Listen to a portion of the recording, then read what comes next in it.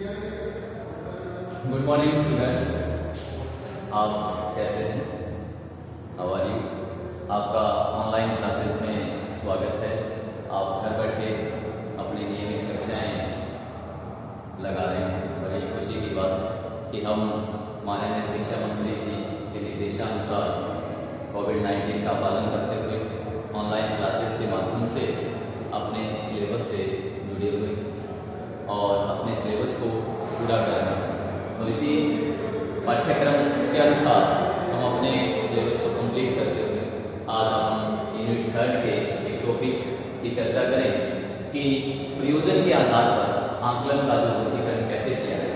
Assessment, आंकलन, assessment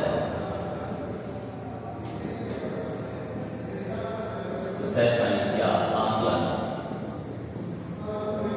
का जो वर्गीकरण है वो हम आज चर्चा करेंगे। तो मुख्य रूप से आंकलन को 2 भागों में बांटा है।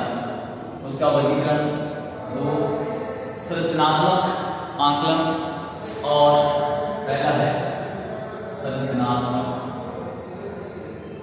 आंकलन और दूसरा हम बात करें योगात्मक आंकलन। योगात्मक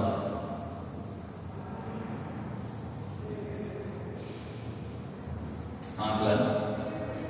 तो हम सबसे पहले बात करें कि प्रयोजन के आधार पर आंकलन है वो साधारण शब्दों में हम बात करें कि संरचना से संबंधित जो आंकलन है उसे हम संरचनात्मक या यूं कहें कि फॉर्मेटिव असेसमेंट कह सकते हैं। फॉर्मेटिव, जिसमें किसी चीज का निर्माण हो रहा है, या साधारण शब्दों में कहा जा सकता है कि शैक्षिक मूल्यांकन से तात्पर्य शिक्षा के क्षेत्र की विभिन्न वस्तुओं अथवा विभिन्न तथ्यों से प्रक्रियाओं जैसे शिक्षण विधि, पाठ्यक्रम, कक्षा, शिक्षण तथा शिक्षा के उद्देश्य क्या है, पाठ्यक्रम, विषय वस्तु, विभिन्न प्रकार के तत्व तथा उस शिक्षा के उद्देश्य इसमें निहित होते हैं, शिक्षा सामग्री इत्यादि की वांछनीयता को ज्ञात करने की जो प्रक्रिया है उसे हम संरचनात्मक आंकलन में अपनाते हैं।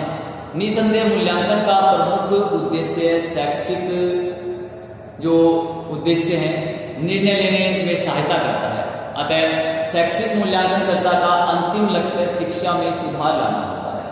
जो संरचनात्मक रूप से शैक्षणिक अनुसंधान जो करता है उसका मूल उद्देश्य है कि उस पाठ्यक्रम में, उस बिंदु में, उस तथ्य में सुधार कर उस शिक्षा में मूल रूप से सुधार लाना उसका उद्देश्य होता है। मिचेल स्विक्रेन ने सन 1967 में मूल्यांकन की भूमिका पर चर्चा करते हुए 1967 में एक शिक्षाविद हुए थे स्क्रीवेन 1967। उन्होंने बताया कि मूल रूप से शिक्षा में जो सुधार करना है वो हम किस प्रकार से करते हैं। उन्होंने 2 स्पष्ट भागों में इस मूल्यांकन को विभाजित किया और बताया कि शैक्षिक मूल्यांकन 2 भिन्न प्रकार की भूमिका अदा करता है, 2 भिन्न प्रकार के पार्ट अदा करता है। मूल्यांकन की ये 2 भूमिकाएं संरचनात्मक भूमिका तथा योगात्मक भूमिका है। और स्क्रीवेन ने भी बताया कि ये दोनों पार्ट भी शिक्षा के सुधार में अति आवश्यक है। आंकलन की भूमिका के इसी द्विआधारीय विभाजन के आधार पर स्क्रीवेन ने संरचनात्मक आंकलन तथा योगात्मक आंकलन में विभेद स्पष्ट किया। स्क्रीवेन के द्वारा प्रभावित जो आंकलन था वो संरचनात्मक आंकलन के इन दोनों प्रकारों का शैक्षिक जगत में स्वागत किया गया तथा उन्हें स्वीकार भी किया गया। तो इस प्रकार के ये दोनों विभाजन निश्चय स्क्रीवेन द्वारा 1967 में संरचनात्मक और आंकलन 2 पद दिए गए जो शिक्षा के सुधार में महत्वपूर्ण थे और इनका शिक्षा जगत में विभिन्न शिक्षाविदों ने स्वीकार भी किया और इसको सराहना भी की। और संरचनात्मक आंकलन की हम बात करें, संरचनात्मक आंकलन जो है वो किस प्रकार का आंकलन कह सकते हैं। संरचनात्मक आंकलन कुछ विद्वान निर्माणात्मक आंकलन भी कहते हैं, फॉर्मेटिव असेसमेंट भी कहते हैं, जिसमें कुछ नया बनाने की प्रक्रिया जारी रहती है। संरचनात्मक आकलन से अभिप्राय ऐसे शैक्षणिक कार्यक्रम, योजना, प्रक्रिया अथवा सामग्री आदि इस प्रकार से आकलन कर जिससे मूल्यांकन के आधार पर सुधार करना संभव हो सके। या यूँ कहें संरचनात्मक आकलन किसी शैक्षिक कार्यक्रम, योजना, प्रक्रिया की सामग्री का प्रभावशीलता, गुणवत्ता, वांछनीय तथा उपयोगिता आकलन करता है। इसलिए इस कार्यक्रम, योजना, प्रक्रिया तथा सामग्री को और अधिक प्रभावशाली, गुणवत्तापूर्ण, वांछनीय तथा उपयोगी बनाया जा सके। स्पष्ट है कि संरचनात्मक आकलन में किसी निर्माणाधीन कार्यक्रम, योजना, प्रक्रिया, सामग्री को अंतिम रूप देने से पूर्व उसके प्रारंभिक जो प्रारूप उसका आकलन किया जाता है। अंतिम रूप संरचनात्मक में उसके जो इंफ्रास्ट्रक्चर है उनके पहलुओं पर गौर की जाती है कि क्या इसको अंतिम रूप दिया जाए या नहीं दिया जाए। इस प्रकार से इसके जो पाठ्यक्रम में प्रारंभिक प्रारूप का आकलन इस दृष्टि से किया जा रहा है कि इसके छपकर बाजार में आने से पूर्व इसमें आवश्यक सुधार के अधिक उपयोगी तथा प्रभावशाली बनाया जा सके, जिससे किसी भी त्रुटि है, किसी भी प्रकार की मिस्टेक है उसको पूर्व में हटाया जा सके। इस प्रकार के मूल्यांकन को संरचनात्मक मूल्यांकन कह सकते हैं। और यह मूल्यांकन संरचनात्मक भूमिका भी इसकी होती है। इसी प्रकार से यदि किसी नवीन शिक्षण विधि, दूरदर्शन या पाठ्यक्रम, सहायक सामग्री आदि में संशोधन व सुधार किसी नवीन शिक्षण विधि द्वारा या दूरदर्शन में प्रसारित करके भी इस संरचनात्मक विधि को प्रस्तुत किया जा सकता है। और इस शैक्षणिक कार्यक्रम या सामग्री के विभिन्न अंगों, इसके जो विभिन्न अंग हैं के गुण व दोषों के संबंध में स्पष्ट प्रमाण एकत्रित करना, द्वितीय इन प्रमाणों के आधार पर कार्यक्रम या सामग्री की कमियों को सम्मुख रखना तथा तृतीय बार इसकी कमियों को दूर करने हेतु कार्यक्रम या सामग्री को अधिक महत्वपूर्ण बनाने के लिए सुझाव प्रस्तुत करता है। तो इस प्रकार से संरचनात्मक जो आकलन है वो एक पूर्ण रूप होने से पूर्व उसमें विभिन्न प्रकार की जो त्रुटियां हैं उनका डाटा एकत्रित करता है तथा उन पर विचार विमर्श करता है। उनमें होने वाले सभी प्रकार की जो कमियां हैं उनको दूर करने का कार्य करता है। अब हम दूसरी बात करें योगात्मक आकलन। स्क्रीन में योगात्मक आकलन जो है, योगात्मक आकलन को संकल्पनात्मक आकलन भी कहते हैं। संकल्पना कि हम किसी चीज की संकल्पनात्मकता आकलन से अभिप्राय किसी पूर्व निर्मित शैक्षिक कार्यक्रम, योजना या यूँ कहें कि सामग्री को समग्र वांछनीयता को ज्ञात करने की प्रक्रिया से है कि उसकी समग्र मूल एंड उसके मेन एंड जो ऑब्जेक्टिव है वो क्या है वो जानते हैं। योगात्मक आकलन से अभिप्राय किसी शैक्षिक कार्यक्रम, सामग्री को यथावत स्वीकार करने या भविष्य में जारी रखने के संबंध में निर्णय लिया जाता है। योगात्मक आकलन में जो चल रही रणनीति है उसको भविष्य में जारी रखने के लिए कुछ ऐसे सुझाव या निर्णय लिए जाते हैं। स्पष्ट है योगात्मक आकलन पहले से स्वीकृत कार्यक्रमों, पहले से जो स्वीकृत है उन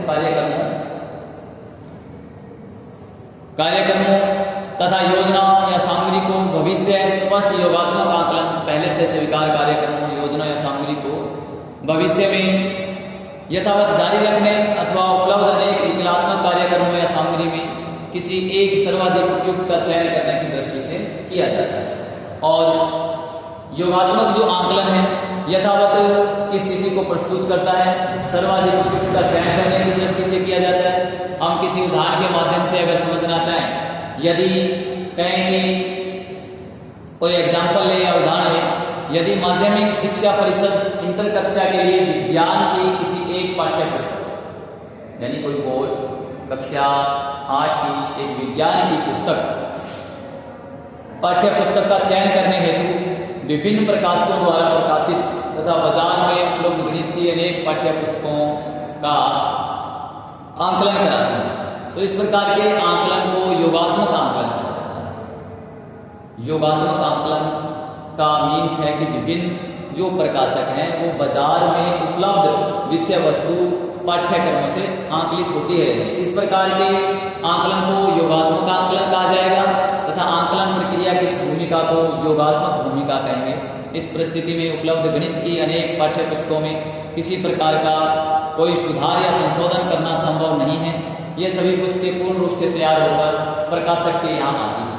उसका फाइनल जो होता है वो पहले ही संरचनात्मक में आपको बताया था, जो संशोधन होते हैं, जो त्रुटियां होती है वो दूर कर ली जाती है।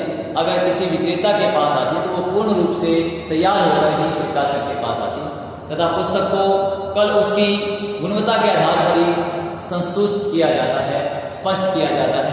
स्पष्ट है कि योगात्मक आकलन किसी एक पाठ्य वस्तु का चयन करने में माध्यमिक शिक्षा परिषद की सहायता करेगा। इस प्रकार से ये जो योगात्मक आकलन है ये शिक्षा परिषद की भी हेल्प करता है। इस प्रकार से विभिन्न वर्षों में चल रही प्रवेश विधि, एडमिशन प्रोसेस जो है, प्रवेश विधि, शिक्षण विधि, प्रवेश विधि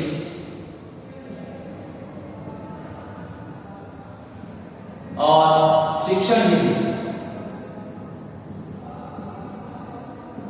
शिक्षण विधि और प्रवेश विधि दोनों पर ही ये मूल रूप से पाठ्यक्रम आदि को आगामी वर्षों में जारी रखने तथा नए रखने की दृष्टि से योगात्मक आकलन किया जा सकता है कि इन प्रवेश विधि का प्रोसेस क्या है, शिक्षण विधि के जो मुख्य बिंदु हैं उनमें किस प्रकार से आगे उनको जारी रखा जाए या नहीं, इन पर भी आकलन के द्वारा किया जाता है।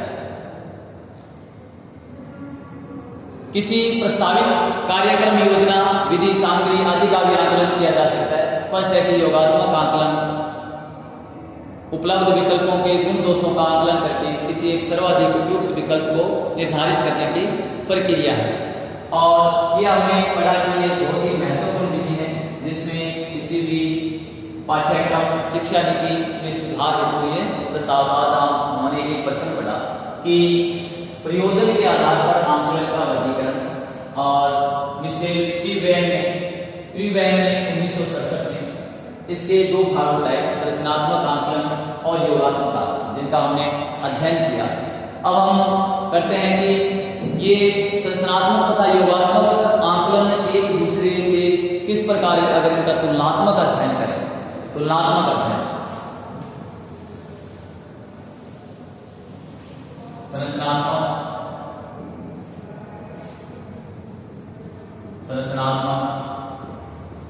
तथा योगात्मक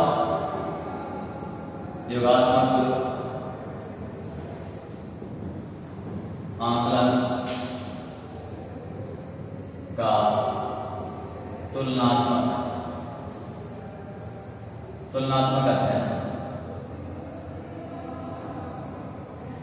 अध्ययन, तुलनात्मक स्टडी करें।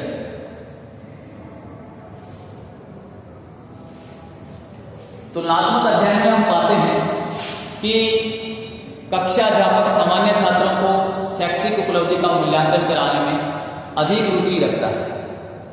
यानी कि हम किसी भी पाठ्य पुस्तक के पाठ्यक्रम से जब भी उसका कंप्लीट होता है तो हम एक इस प्रकार का आकलन करते हैं कि बच्चे में किस सीमा तक उस पाठ्यक्रम की प्राप्ति हुई है, पाठ्यक्रम को प्राप्त किया है। और प्रत्येक अध्यापक ये रुचि रखता है कि उसका मूल्यांकन किया जाए। छात्रों की शैक्षणिक उपलब्धि के संदर्भ में संरचनात्मक तथा योगात्मक आकलन को परिभाषित किया जा सकता है। दोनों ही प्रकार के महत्वपूर्ण हैं। जब कोई अध्यापक या कोई आकलन पाठ्यक्रम की समाप्ति पर, शैक्षिक कार्यक्रम के अन्य अंत में या शिक्षा सत्र के समापन पर छात्रों की उपलब्धि का आकलन करता है तो इस प्रकार के मूल्यांकन को योगात्मक आकलन कहा जाता है। स्पष्ट है, इस प्रकार के आकलन का उद्देश्य छात्र की सम प्राप्ति आकलन करके उसे आगामी कक्षा में प्रमोट करने, प्रॉम्प्ट करने का निर्णय लेना होता है। इसके विपरीत यदि शैक्षिक कार्यक्रम के दौरान छात्र या शिक्षा सत्र के बीच समय समय पर छात्रों को उपलब्धि का मूल्यांकन किया जाता है, किसी भी टेस्ट के माध्यम से, हाफ ईयरली के माध्यम से, एनुअल एग्जाम के माध्यम से समय समय पर उनका मूल्यांकन जो संस्थाओं द्वारा जब किया जाता है तो इस प्रकार के मूल्यांकन को संरचनात्मक आकलन कहा जाएगा, क्योंकि इस आकलन का उद्देश्य छात्र द्वारा अर्जित सम प्राप्ति प्रदान करना है। इससे अध्यापक तथा छात्र अपने शैक्षणिक प्रयासों को और अधिक व्यवस्थित करने के लिए प्रेरित हो सकते हैं कि वो अपने वर्तमान में उपस्थित जो संरचना है उसको उसको किस सीमा तक सुदृढ़ करें तथा उसमें किस प्रकार के सुधार करें। छात्र अधिक परिश्रम से अध्ययन करने का प्रयास कर सकेंगे, जबकि अध्यापकगण अपने शिक्षण विधियों में सुधार की संभावनाओं को खोज सकें कि हम किस शिक्षण विधि के माध्यम से पढ़ाएं, किस शिक्षण विधि के सहारे से कार्य कर सकें, अपने सुधार की संभावना रख सकें। स्पष्ट है कि रचनात्मक आकलन अल्पकालिक निर्णयों के लेने में अधिक सहायक होता है, जबकि योगात्मक आकलन दीर्घकालिक निर्णय लेने में महत्वपूर्ण भूमिका अदा करता है। तो देखिए इसमें दो होता है कि योगात्मक है ये आकलन दीर्घकालीन है, रचनात्मक अल्पकालीन, ये थोड़े समय का निर्णय है। संरचनात्मक तथा योगात्मक आकलन की भूमिका के विभेद को इस प्रकार समझने से हमारे अंदर एक स्पष्टीकरण आ जाता है, स्पष्ट हो जाता है कि योगात्मक आकलन की अपेक्षा संरचनात्मक आकलन शिक्षा जगत की वास्तविकताओं के अधिक निकट रहता है। योगात्मक की अपेक्षा संरचनात्मक आकलन है वो शिक्षा पद्धति या शिक्षा जगत के अधिक निकट रहता है तथा शैक्षिक कार्यक्रमों, योजनाओं, सामग्री के निर्माण में अधिक से अधिक इसका उपयोग भी किया जाता है, अधिक से अधिक इसके सदुपयोग के बारे में अपनाया जाता है तथा इसकी सक्रिय भूमिका भी अदा करता है। शैक्षिक कार्यक्रम, योजना तथा अधिकाधिक प्रभावशाली बनाने का भरसक प्रयास करता है। वह केवल निष्क्रिय निर्णय मंडल का सदस्य मात्र नहीं है, वरन प्राय कार्यक्रम बनाने वाली समिति एक सक्रिय सदस्य होता है, जो समिति के कार्य को अच्छा बनाने की दृष्टि से प्रयास करता है। इसके विपरीत योगात्मक आकलन वस्तुतः जो योगात्मक आकलन है वो शैक्षिक कार्यक्रम के संबंध में निष्प्रय भूमिका अदा करता है। वह कार्यक्रम निर्माण में सहयोग प्रदान नहीं करता है, वरन निर्णायक का कार्य करता है। योगात्मक की बात करें कि ये फाइनल निर्णय की बात करता है, यह कुछ अधिकतम बातों को ग्रहण करता है। मूल्यांकन के दोनों प्रकार की भूमिकाओं के लिए बाह्य अथवा आंतरिक आकलन के लिए कहा जा सकता है। बाह्य तथा आंतरिक दोनों प्रकार के आकलन की अपनी अपनी कुछ सीमाएं हैं। सामान्य बाह्य आकलन योगात्मक भूमिका को तथा आंतरिक आकलन संरचनात्मक भूमिका को अदा करते हैं, परंतु किन्हीं परिस्थितियों में आंतरिक आकलन योगात्मक आकलन की अपेक्षा अधिक महत्वपूर्ण माना जाता है अथवा बाह्य आकलन संरचनात्मक भूमिका को अदा करते हुए अधिक लाभकारी सूचनाएं प्रदान कर सकते हैं। तो हमने डैनियल ने अपने आकलन मॉडल की आकलन की संरचनात्मक तथा योगात्मक भूमिकाओं को जोड़ने का प्रयास भी किया। शिक्षाविद डैनियल ने अपने आकलन मॉडल जो है डैनियल ने एक